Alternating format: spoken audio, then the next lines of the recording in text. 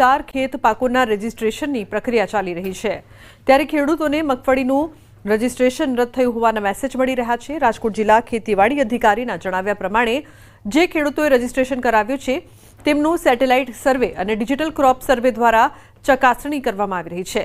આ વેરિફિકેશન પ્રક્રિયામાં 10% ખેડૂતોને એવો મેસેજ મોકલવામાં આવ્યો છે કે રજીસ્ટ્રેશન રદ કરવામાં આવ્યું છે। જો કે આ માત્ર ખરાઈ કરાવવાનો જ એક ભાગ હોવાનું જણાવ્યું। ખેડૂતોએ આ મેસેજને લઈને મૂંઝાવાની જરૂર નથી। જે ખેડૂતે મગફળીનું વાવેતર કર્યું હોય અને આમ છતાં પણ જો તેમને આવા મેસેજ આવ્યા હોય તો તે પહેલા ગ્રામ સેવકને આ બાબતે જાણ કરી પોતાના પાકનું વેરિફિકેશન કરાવી લેવા કહ્યું। ગત વર્ષની જેમ જ આ વખતે પણ ટેકાના ભાવે વેચાણ માટે જે ખેડૂતોએ નોંધણી કરાવી હતી એમાં સર્વે નંબરનું સેટેલાઇટ ઇમેજ અને ડિજિટલ ક્રોપ સર્વે સાથેની સરખામણી કરી અને મગફળી વાવેતરની ચકાસણી કરવામાં આવી રહી છે।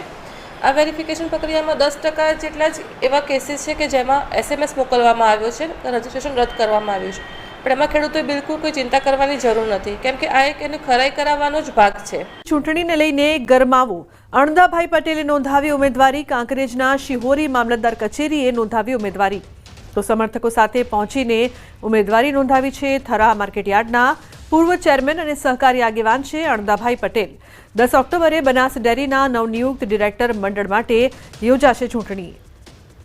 તો 10 ઓક્ટોબરે ચૂંટણી, તો 11 ઓક્ટોબરે હાથ ધરાશે મતગણતરી। બનાસ ડેરીના 16 ડિરેક્ટરો માટે યોજાશે ચૂંટણી। 22 સપ્ટેમ્બર સુધી ઉમેદવારો પોતાના રજૂ કરી શકશે ફોર્મ। 29 સપ્ટેમ્બર સુધી ઉમેદવારી ફોર્મ પરત ખેંચી શકાશે। બનાસકાંઠા જિલ્લામાં સહકારી માળખાની સૌથી મોટી બનાસ ડેરીની ચૂંટણીને લઈને સહકારી માળખામાં ગરમાવો। સુરેન્દ્રનગરના સાયલાથી ચોટીલા તરફ જતી પીવાના પાણીની પાઇપલાઇનમાં ભંગાણ સર્જાતા પાણીનો વેડફાટ થયો છે।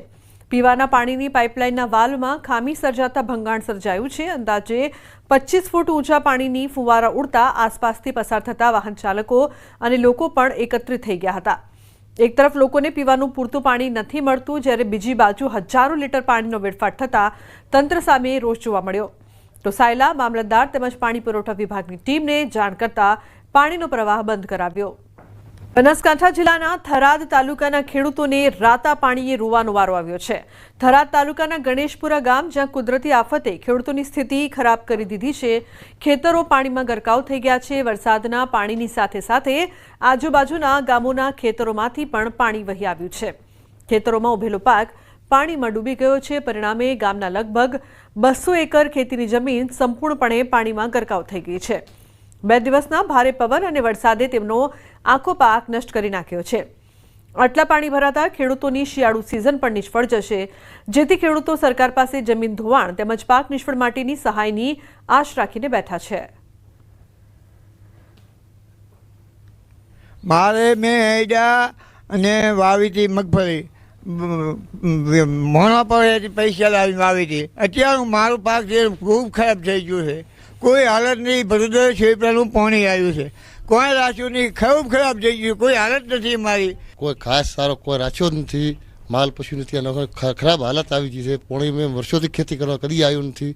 9 સાલે કોઈ પાણી આવ્યું છે, કોઈ સાહેબ કોઈ રાખ્યું જ નથી। હવે ઘણો માલે અત્યારે ભૂખ્યો ઊભો છે અને પાણીમાંથી વરાતું નથી। ખારું દૂધ પાણી છે।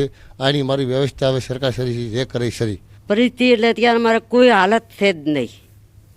ખાવા પીવાનું મોકને કોઈ નથી। ઢોરોના ખોટા બોળાઈ ગયા છે। અમે મનખાના ક્ષેત્રોમાંથી પાણી લાવીને પીવાવાળા, મનખાના ક્ષેત્રોમાંથી ઘાસ લાવીને નાખવાવાળા, કશું નથી અમારું। અમારું 2025 રૂપિયા પપાઈઓ તો એ કોઈ વજ્યું નથી, બધું બળી ગયું છે। વડોદર એ બાદનો સૌપુરાથી ગણેશપુરામાં પાણી અમારા હાલ ખેતરોમાં પાણી હેડે છે, ગુડોહોમાં અને આખો જમીન ધોવાઈ ગઈ છે। પાક નિષ્ફળ થઈ ગયો છે। મકાનોને બધી કોઈ ડેમેજ થઈ ગયા છે આજની તારીખમાં, બધા મકાન।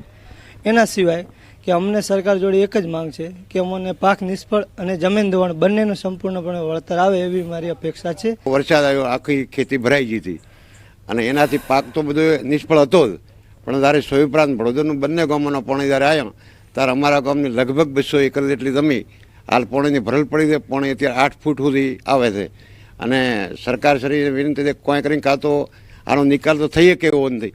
પણ છોટાઉદેપુરના નસવાડીમાં સતત વરસાદના કારણે ખેડૂતોની માઠી દશા બેઠી છે। નસવાડી નજીક આકોના ગામે રીંગણની ખેતી કરતા ખેડૂતોને મોટું નુકસાન થયું છે। સીમમાં રીંગણના ઊભા પાકમાં ખેડૂતે ટ્રેક્ટર મારી દીધું. ખેડૂતોના જણાવ્યા મુજબ સતત વરસાદના કારણે રીંગણના પાક ઉપર લાગ આવે ત્યારે વરસાદ પડતા ફૂલ ગરી પડતા હોય છે, જેને લઈને રીંગણની ખેતીનો સમય નીકળી જતા તેમાં નુકસાન થયું છે, જેથી ખેડૂતને આખા ખેતરમાં ઊભા છોડને ઉખેડી નાખવા માટે મજબૂર બનવું પડ્યું. ખેડૂતો સરકાર પાસે વળતરની માંગ કરી રહ્યા છે. રીંગણમાં ભારે વરસાદથી ફાલ આવે ને ગરી જાય, ફાલ આવે ને ગરી જાય. નાકાના શેરે નીચાણવાળા ભાગમાં બધી રીંગણ હુકાઈ ગઈ, એટલે પછી આ ટ્રેક્ટર મારી કાઢી નાખી. જગતનો તાત ફરી મુશ્કેલીમાં મુકાયો છે. રાજકોટમાં ટેકાના ભાવ માટે રજીસ્ટ્રેશન રદ થયા છે. રામનગર ગામના ખેડૂતોના રજીસ્ટ્રેશન રદ થયા છે. સેટેલાઇટ ઇમેજમાં મગફળીનો પાક ન દેખાયો. રજીસ્ટ્રેશન રદના ખેડૂતોના મોબાઈલમાં મેસેજ આવ્યા. મગફળી હોવા છતાં રજીસ્ટ્રેશન રદ થયું હોવાનો દાવો કરવામાં આવ્યો છે. ટોટલ મગફળીનું વાવેતર જ છે, બીજું કોઈ વાવેતર જ નથી. તમે જોઈ શકો છો સાહેબ, ટોટલ મગફળીનું વાવેતર જ છે. રજીસ્ટ્રેશન અમે 5 તારીખની કરાવેલું છે અને 15 તારીખના સાંજના મેસેજ એવો મળેલો છે કે તમારી આ સર્વે નંબર ઉપર મગફળીનું વાવેતર નથી, એવો મેસેજ અમને મળેલો છે. અમારા બંને ગામમાં અત્યારે 17-18 જણાને આવા મેસેજ આવ્યા છે કે જેમાં ઓલરેડી મગફળીનું વાવેતર કરેલું છે અને ડિજિટલ સર્વેમાં એવું કહે છે કે મગફળીનું વાવેતર નથી બતાવતું, જેથી કરીને ખેડૂતને હાલાકી ભોગવવી પડે છે. એક બાજુ ખેડૂતને લાઇનમાં ઊભું રહેવાનું ખૂટતું નથી, ખાતર લેવા જાવ તો લાઇનમાં ઊભું રહેવું પડે છે. સાથે સાથે રજીસ્ટ્રેશનનો સમય આવે ત્યારે રજીસ્ટ્રેશનમાં પણ ખેડૂતોને લાઇનમાં ઊભું રહેવું પડે છે. ત્યારે માંડ રજીસ્ટ્રેશન થાય છે. માંડ રજીસ્ટ્રેશન થઈ ગયા પછી આવા મેસેજ આવે છે કે ભાઈ તમારે રજીસ્ટ્રેશન કરાવેલું છે, તેમાં તમારે મગફળી વાવેલી એવો કોઈ પુરાવો નથી મળતો સરકારને. મારે 13 વીઘામાં ઓલરેડી મગફળી જ વાવેલી છે અને એવો મેસેજ આવ્યો કે સેટેલાઇટથી કે તમારે મગફળીનું વાવેતર નથી એમ.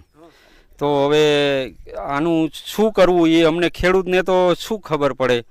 તો અમે તો સર્વેને કીધું કે તો તમે ફોટા પાડીને પાછો દાખલો કઢાવીને એ બધું તમારે નવી ફાઇલ બનાવવી જોશે. તો અમારે કામ કરવું કે અત્યારે આ ફાઇલો જ બનાવ્યા કરવી.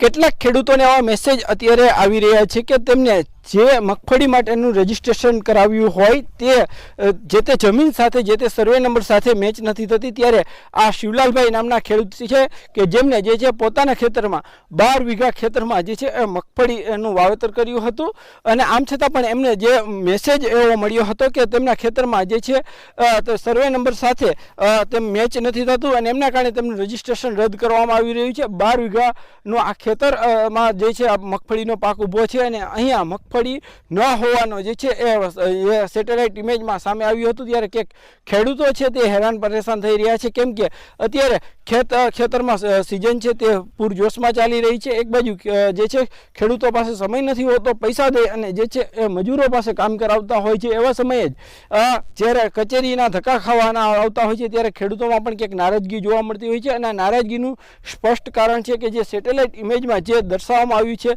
તે જે છે બેદરકારીના કારણે ખેડૂતો છે તે ક્યાંક ને ક્યાંક ભારે હેરાન પરેશાન થતા હોવાનું અત્યારે જે છે એ સામે આવી રહ્યું છે. સાથે ખેડૂતોમાં પણ ક્યાંક આક્રોશ છે તે જોવા મળી રહ્યો છે.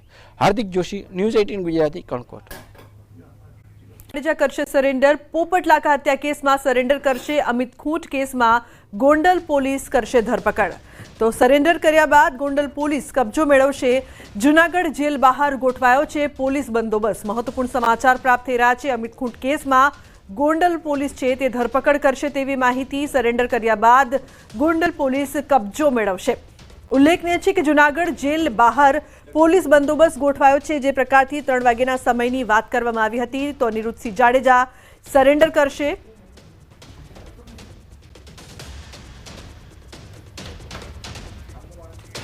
તો સંવાદદાતા અંકિત પોપટ લાઈવ જોડાયા છે વધુ માહિતી આપવા માટે. તેમની પાસેથી વધુ માહિતી લઈએ. અંકિત, જે પ્રકારથી ક્યારે સરેન્ડર કરશે તેને લઈને જૂનાગઢ જેલ બહાર પોલીસ બંદોબસ્ત પણ ગોઠવાયો છે. અનિરુદ્ધસિંહ જાડેજાની રાહ જોવામાં આવી રહી છે. શું વધુ માહિતી, શું વધુ અપડેટ?